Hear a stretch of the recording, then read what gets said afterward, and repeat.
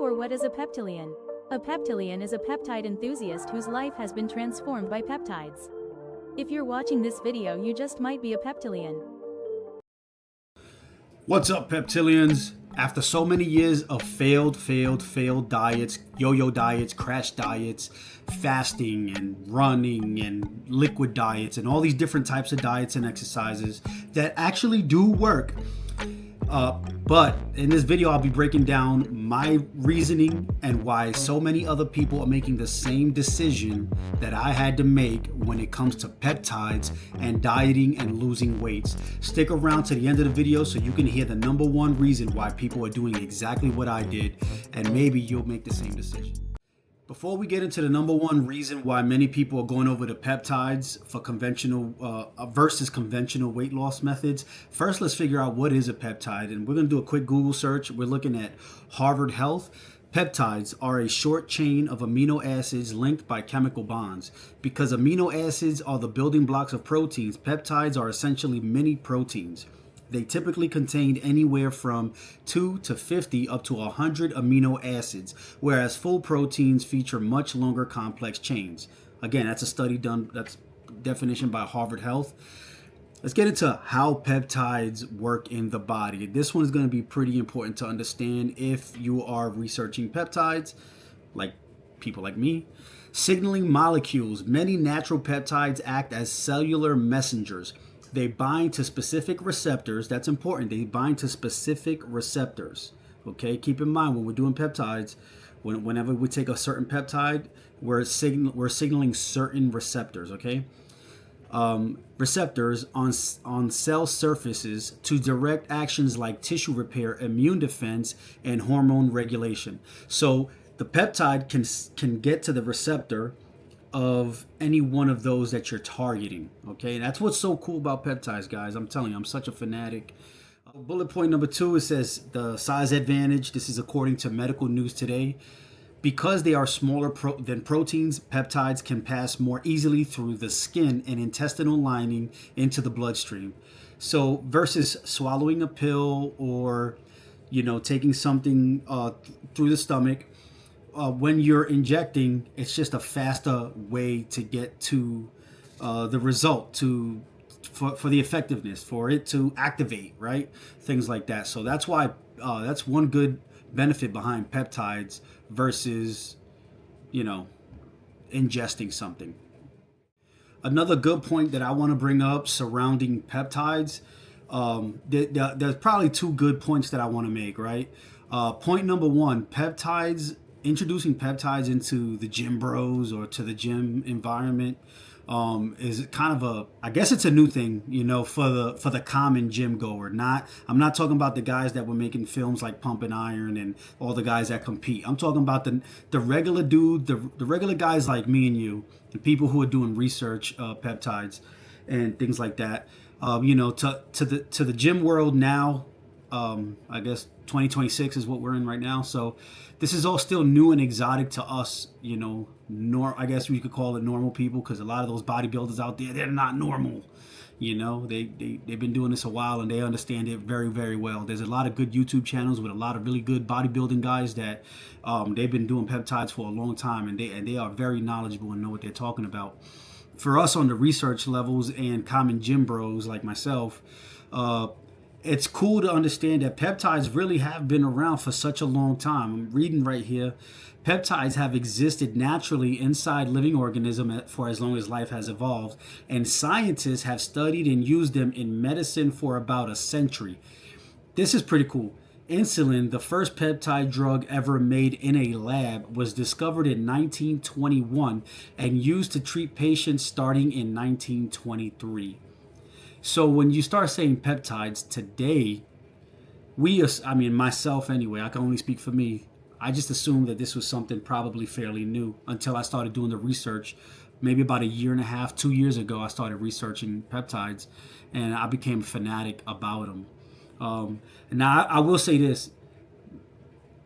The other point I wanted to make, so the first point is peptides been around for a long time, but the point number 2 I wanted to make is that I can remember when pre-workouts first started coming into the gym.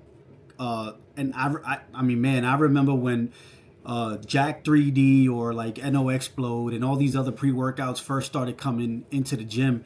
I remember the stigma, and I remember the exotic nature around it. Everybody was like, "Oh, he's doing that stuff," and it was a big buzz. I feel like that's where peptides are right now. In another 10 or 20 years, you're going to see peptides everywhere, probably. I don't know. I'm just assuming that, because it does feel like this is history repeating itself, just like they did with the pre-workouts, where now you'll see pre-workouts everywhere. You could go to your supervisor's office or any kind of manager's office and you'll see some C4 sitting there, or you'll see NO Explode or some type of pre-workout sitting on a co-worker's desk, or somewhere in their locker, even just to go to a regular 9 to 5. We done went from something so exotic as far as pre-workout to people are just using it all the time. Same thing with energy drinks. Now, I'm not justifying one thing for another. That's not what this is about. But what I am saying is that every time something is new and exotic, there's a big buzz way to the right about it, and there's a big buzz way to the left about it. And but that opens up for researchers like myself to create YouTube channels, and that's what this is. So those are the 2 points I wanted to make before we get into the here. So let's get into the number one reason why people actually go to peptides versus conventional methods. This is one very important bullet point I want to read real quick. But preserving muscle mass, many of us are wanting to go to peptides because that's very important to us. Okay, conventional crash diets cause the body to burn both fat and muscle. Certain therapeutic peptides encourage the body to target fat breakdown specifically, while preserving metabolism, boosting lean muscle. Guys, that's one of my reasons. But here's the reason number one. Here it is right here. The number one reason people use peptides for weight loss over conventional methods is biological appetite suppression through the eradication of food noise and cravings. Okay, so I want to harp really strong on food noise and craving, because we are not fighting a fair fight. With all the additives and preservatives and everything that's being approved to be put into our food, we are not fighting a fair fight. So I've said it before and I'll say it again, that when I was able to cancel out the food noise, that was the ultimate equalizer. If I had to equate it to a weapon, that's what it is, right? There's marketing schemes that create, that will, I guess, create craves, right? Because, we all know it's no secret that some things are put in our foods, excuse me, specifically to create a craving. Or there are ads that are put in front of our eyes specifically to get that food noise into our minds about buying that product for that specific restaurant or specific item, whatever that food item is.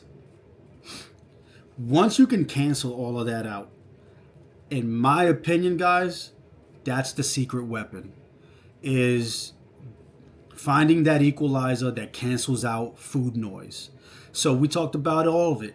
We talked about what the benefits are for peptides, why I chose my peptides, and why millions of people are running to peptides versus conventional methods. And again, I'll harp on it really strong. The marketing for food nowadays, it's everywhere. It's all over your social media. It's all over your TV. Since we were kids, they were using little toys to get us to go buy their products. And we were running for the little toys. And when we became older, we went from running to little toys to buying the food for the little toy to we forgot about the toys, right?